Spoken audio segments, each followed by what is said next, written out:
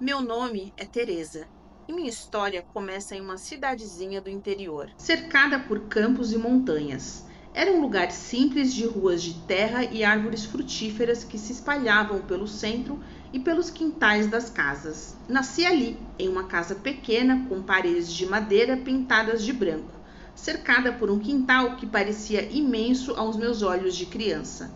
Eu me lembro das manhãs preguiçosas de domingo, quando minha mãe varria o terreiro e meu pai cuidava das plantas, enquanto o cheiro de pão assando invadia a casa. Era um mundo pequeno, mas completo, feito de pessoas que conhecíamos bem e com quem dividíamos nossas vidas. Tinha uns 7 ou 8 anos quando conheci Joaquim. Ele era filho de Dona Lourdes, que trabalhava para minha mãe desde que eu me entendo por gente. Dona Lourdes chegava cedo, sempre de avental, e passava o dia na lida, cuidando da limpeza, do preparo das refeições e da minha avó, que já não enxergava bem. Joaquim vinha com ela em algumas manhãs e ficava no quintal, esperando a mãe terminar o trabalho. Ele era um menino quieto, com olhos grandes e curiosos que pareciam absorver tudo ao seu redor. Naquele tempo, eu não entendia por que minha mãe me dizia para manter certa distância dele. Era algo que ela insinuava mais do que dizia, um aviso constante no olhar. Um dia, desobedecendo minha mãe, fui até onde ele estava sentado, com o olhar perdido no horizonte. Oi, você quer brincar? Perguntei, cheia de timidez. Ele me olhou com surpresa, mas sorriu e aceitou o convite. A partir daí, toda vez que Joaquim aparecia, a gente brincava até o sol começar a se pôr. Ele era bom de bola, bom de esconde-esconde e tinha uma habilidade impressionante para inventar histórias. Lembro-me de uma vez que ele pegou um galho de uma árvore e desenhou no chão um mapa de um tesouro imaginário, nos levando numa aventura pelo quintal de casa. Quanto mais o tempo passava, mais eu sentia que nossa amizade crescia. Joaquim era meu confidente, a pessoa com quem eu podia rir, correr e dividir segredos. Ele me chamava de Reza e achava graça no modo como eu enrugava o nariz quando ele me chamava assim. Mas minha mãe começou a perceber o quanto estávamos próximos, e isso a incomodava. Eu podia ver no olhar dela a cada vez que Joaquim estava perto. Um dia ela me chamou e disse com a voz fria que eu deveria parar de andar colada no filho da empregada. Essas palavras me machucaram de um jeito que eu ainda não conseguia entender. Afinal, o que havia de errado com Joaquim? Mesmo assim, eu continuei a me encontrar com ele às escondidas. Nossas brincadeiras foram se tornando momentos de conversa, de descobertas sobre o mundo e sobre nós mesmos. Ele era muito curioso e eu adorava o jeito como seus olhos brilhavam ao ouvir uma história nova ou aprender algo diferente. O que era amizade virou cumplicidade, e quando chegamos aos nossos 13 anos, não éramos mais só duas crianças correndo por aí. Eu já não via Joaquim como apenas um amigo. Ele era muito mais do que isso. Foi numa tarde abafada, de céu laranja e grama molhada, que nos beijamos pela primeira vez. Era como se o tempo tivesse parado. Naqueles segundos eu senti que tudo o que eu queria estava ali, naquele beijo. Mas a realidade voltou com força quando naquela mesma semana minha mãe descobriu. Ela ficou furiosa e disse coisas que eu não compreendi, falando de vergonha e de orgulho, mas tudo que eu sentia era medo e tristeza. Meu pai mal olhou para mim naquele dia, e o silêncio dele doía mais que qualquer palavra. A decisão foi rápida e cruel. Eu seria mandada para a casa da minha tia Maria, em outro estado. De um dia para o outro, minha vida virou de cabeça para baixo. Não tive a chance de me despedir de Joaquim, e o mundo que eu conhecia, que era construído em torno da nossa amizade, desabou. Saí de casa com o coração em pedaços, sem saber se algum dia voltaria a ver Joaquim. A viagem até a casa da minha tia Maria foi longa e silenciosa. Minha mãe praticamente não falou comigo, apenas lançou olhares duros e reprovadores, como se eu tivesse cometido um crime. Quando chegamos, minha mãe foi embora no mesmo dia, deixando-me ali, em um mundo que não era meu, sem a menor compaixão. A casa da tia Maria era bem diferente da minha. Ela vivia em uma cidade grande, com prédios altos e com pessoas que andavam apressadas pelas ruas, sem olhar nos olhos de ninguém. Sua casa era grande e muito organizada, um lugar cheio de regras e normas. Tia Maria era uma mulher rígida, sem a leveza que eu via em minha mãe. Ela me tratava bem, mas era distante, e nunca perguntou sobre minha vida antes de chegar lá. Ela nunca perguntou sobre Joaquim e nem poderia. Eu sabia que esse assunto estava proibido. Joaquim passou a ser meu segredo mais precioso, um pedaço de mim que ninguém podia alcançar. Na nova escola, fiz alguns amigos, mas nenhum deles era como Joaquim. Eu sentia falta do seu jeito simples, do sorriso dele, do modo como ele me fazia sentir especial e única. As semanas passaram e aos poucos fui me adaptando, mas uma parte de mim ficou congelada naquela cidade do interior, ao lado do menino que eu amava. Com o tempo, Joaquim foi se tornando uma lembrança de algo que eu guardava em uma caixa invisível dentro de mim mesmo. Mesmo que eu quisesse falar sobre ele, era impossível. Sabia que se contasse sobre o nosso amor, ele não seria compreendido. Era um segredo que eu carregava sozinha, em silêncio. Na adolescência, comecei a tentar me encaixar em meu novo ambiente. Estudava bastante, como minha tia Maria exigia, e aos poucos fui criando uma rotina, ainda que sentisse um vazio constante, como se uma parte de mim tivesse ficado para trás. Foi quando terminei o colégio e entrei na faculdade que conheci Antônio. Ele era um rapaz tranquilo, gentil, com um sorriso doce que me fazia sentir segura. Ele sempre vinha até minha casa com flores e tinha uma calma que, de certo modo, me atraía. Aos poucos fomos nos aproximando e ele se tornou meu primeiro namorado oficial. Meus pais, especialmente minha tia, o aprovaram imediatamente. Antônio era um homem trabalhador, estudioso e que aparentava ser tudo o que esperavam para mim. No início, achei que com ele conseguiria finalmente esquecer Joaquim. Antônio era alguém que me oferecia estabilidade, carinho e compreensão. Namoramos por alguns anos e, ao terminar a faculdade, decidimos nos casar. Foi uma cerimônia simples, com poucos convidados, mas eu me lembro de ter chorado na noite anterior ao casamento. Naquele momento, percebi que ainda amava Joaquim, que uma parte do meu coração ainda pertencia a ele. Mas de algum modo eu resolvi seguir adiante, acreditando que o tempo curaria essa ferida.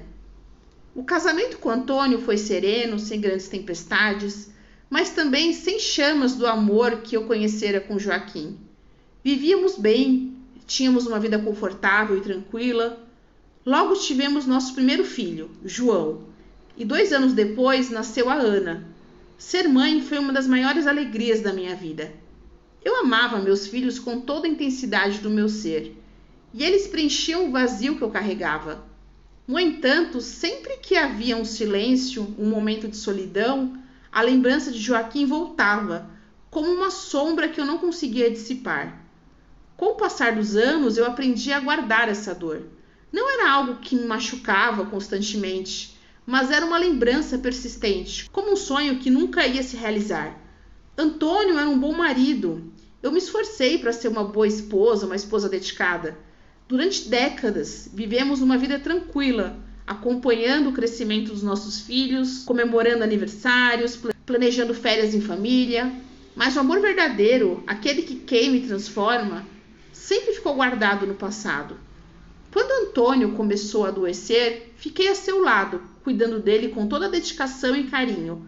Passamos os últimos anos dele em silêncio, em uma paz resignada, e quando ele se foi, eu senti uma tristeza profunda, mas também uma estranha sensação de liberdade. Era como se, ao perder Antônio, eu tivesse finalmente a chance de reencontrar aquela parte de mim que estava adormecida há tanto tempo. Após o falecimento de Antônio, o silêncio tornou-se minha única companhia. Meus filhos já estavam adultos, com suas próprias famílias e vidas ocupadas. Embora fossem muito presentes e me visitassem com frequência, eu sabia que minha jornada ali, naquela cidade, estava chegando ao fim. Comecei a pensar com saudade e uma pitada de ansiedade na minha cidade, no lugar onde eu cresci e onde toda a minha história começou. Algo dentro de mim dizia que era hora de voltar. Arrumei as malas com calma, separando apenas o necessário, pois minha intenção era simplificar a vida. Os meus filhos, embora surpresos, entenderam meu desejo de retornar à cidadezinha do interior. Foi uma despedida serena, cheia de abraços e promessas de visitas frequentes. Quando eu subi no ônibus, um misto de nostalgia e ansiedade tomou conta de mim, como se estivesse viajando não apenas de volta para minha cidade natal, mas também para um pedaço perdido de mim mesma. A cidade, depois de tantos anos, tinha mudado um pouco, mas ainda mantinha aquela essência de simplicidade. As suas de terra ainda estavam lá, embora algumas agora fossem pavimentadas. As casas tinham mudado de cor. Algumas árvores foram cortadas, mas a praça, o velho correio e as montanhas ao fundo continuavam como antes. Cada esquina parecia contar uma história, cada muro por um fragmento da minha infância. Minha casa antiga estava agora abandonada, com o portão enferrujado e as janelas empoeiradas.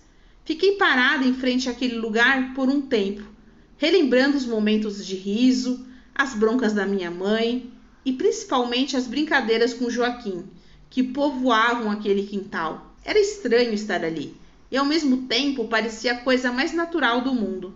Depois de me instalar em uma pequena casa alugada, próxima ao centro, comecei a reconstruir minha vida. A solidão já não me assustava como antes. Na verdade, era como uma velha amiga. Meus dias eram preenchidos por caminhadas matinais, visitas ao mercadinho e tardes tranquilas de leitura. Aos poucos fui conhecendo alguns dos antigos vizinhos e também os filhos e netos de pessoas que eu conhecera na juventude. Parecia que estava vivendo numa teia invisível de memórias e histórias. Certo dia, enquanto eu passeava pela praça, meus olhos encontraram algo que fez meu coração disparar. Sentado em um banco, debaixo da mesma árvore onde costumávamos brincar, estava Joaquim. Ele estava de cabeça baixa, com um semblante sereno, mas cansado. A princípio não acreditei no que estava vendo. Parecia surreal, como um sonho. Mas à medida que me aproximei, vi que era realmente ele, o homem que eu jamais esquecera. Joaquim levantou o rosto e nossos olhares se cruzaram. Foi como se o tempo não tivesse passado. Durante alguns segundos, ficamos nos olhando em silêncio, sem palavras, mas com um entendimento profundo. Eu vi em seus olhos as mesmas lembranças que carregava no coração, as mesmas saudades, as mesmas marcas de uma vida inteira de espera. Ele sorriu e eu retribuí, sentindo um calor que fazia muito tempo que eu não experimentava. Sem dizer nada, me sentei ao seu lado e foi assim que nossa conversa começou. Numa simplicidade cheia de significado. Falamos de tudo e de nada, das nossas infâncias, das dificuldades, dos amores e das perdas. Ele também havia se casado, teve filhos e viveu uma vida boa, mas confessou que, mesmo sendo feliz, sempre sentiu um vazio que nunca conseguira explicar. Eu sabia exatamente do que ele estava falando. A partir daquele dia, passamos a nos encontrar com frequência. Era como se estivéssemos recuperando o tempo perdido, vivendo cada momento com a intensidade que não pudemos ter na juventude. As horas ao lado dele voavam. Ríamos, contávamos histórias e algumas vezes apenas ficávamos em silêncio, curtindo a companhia um do outro. Eu sentia pela primeira vez em muito tempo que estava exatamente onde deveria estar. Nossos encontros se tornavam tão constantes que, sem perceber, começamos a fazer planos juntos. Falávamos em dividir uma casa, em cuidar um do outro. Ele era agora um homem com marcas da idade, assim como eu, mas o carinho entre nós era tão profundo e verdadeiro que as rugas, os cabelos brancos e a fragilidade física não importavam. Eu via o menino que ele tinha sido e o homem que ele havia se tornado, e ambos eram partes do mesmo amor. Um dia, Joaquim me perguntou se eu gostaria de ir morar com ele. Eu fiquei emocionada com o convite e aceitei sem hesitar. Mudamos para uma casa pequena, mas cheia de vida. Todos os dias agradecia pela segunda chance de viver aquele amor que havia sido interrompido por tanto tempo. Meus filhos e netos visitavam-nos e o carinho que sentiam por Joaquim era evidente. Eles viam a felicidade estampada em meu rosto e aceitavam com amor e compreensão a importância que ele tinha na minha vida. Nosso dia a dia era tranquilo, simples, mas repleto de significado. Passávamos as manhãs na varanda, conversando sobre tudo e apreciando o nascer do sol. À tarde, saímos para caminhar juntos, de mãos dadas, como dois jovens apaixonados, ignorando os olhares curiosos das pessoas ao nosso redor. Cada passo, cada toque era uma confirmação de que o amor verdadeiro, mesmo que adormecido por décadas, é capaz de renascer com uma força inesperada. Hoje, ao lado de Joaquim, vivo o amor que sempre desejei. Nossa história, que começou com uma amizade inocente, foi marcada por tantas reviravoltas e momentos de dor, mas também por uma resiliência que nunca imaginei que eu teria. Agora posso dizer que meu coração está completo, preenchido por um amor que começou pacientemente, como um rio que encontra seu caminho de volta ao mar. Eu e Joaquim somos duas almas que finalmente se encontraram. Enquanto tivermos nossos dias juntos, viveremos com intensidade cada momento, celebrando o fato que, mesmo depois de tanto tempo, o amor nos deu uma segunda chance. E essa foi a minha história. Oiê, pessoal, tudo bem? Ai, gente, que história linda! Essa história me deixou com o coração apertado. A Teresa e o Joaquim, eles tinham uma conexão tão pura e verdadeira desde a infância, mas por conta de puro preconceito, foram separados de uma forma tão brutal. Imagina como devia ser para ela, criança ainda, ter que esconder a amizade, o amor Pelo melhor amigo, só porque ele era o filho da empregada. Gente, que mundo horrível, credo. Mesmo com a distância e todos esses anos que se passaram, o sentimento dos dois permaneceu ali, quase que congelado, só esperando a chance, né, de reviver. Gente, dá para imaginar a Teresa durante todos aqueles anos tentando ser feliz com Antônio, sendo mãe, construindo uma família, mas sempre carregando aquele amor escondido no coração. Não é que ela não fosse feliz com o Antônio, mas nunca foi aquela felicidade completa, né? Plena. Vocês me entendem? Porque o coração dela já tinha dono desde pequena. E ela carregou essa saudade a vida inteira. Para mim, a parte mais bonita foi o reencontro dos dois. Quando eles se reencontraram no banco da praça. Naquele mesmo lugar, né? Que eles tinham tantas lembranças. Quase dá para sentir o coração disparar junto com um deles. A conexão que eles tinham era algo tão forte que, mesmo sem se ver por décadas, foi só bater o olho para eles saberem que o sentimento estava ali, intacto. Aquele tipo de amor que sobrevive a tudo, ao tempo, à distância, à vida que acontece no meio do caminho. Ai, gente, eu amei. Histórias assim fazem a gente acreditar que, quando o amor é verdadeiro, ele pode resistir ao tempo e às circunstâncias. E quando finalmente encontra seu momento, é como se tudo no mundo fizesse sentido. E é isso, gente. Por hoje eu fico por aqui. Fiquem à vontade aí para deixar o comentário de vocês. Eu espero que vocês tenham gostado do vídeo. Por favor, deem um joinha para ajudar no fortalecimento do canal. E se você não for inscrito, por favor, se inscreva. Até o próximo vídeo. Beijo, beijo. Tchau, tchau.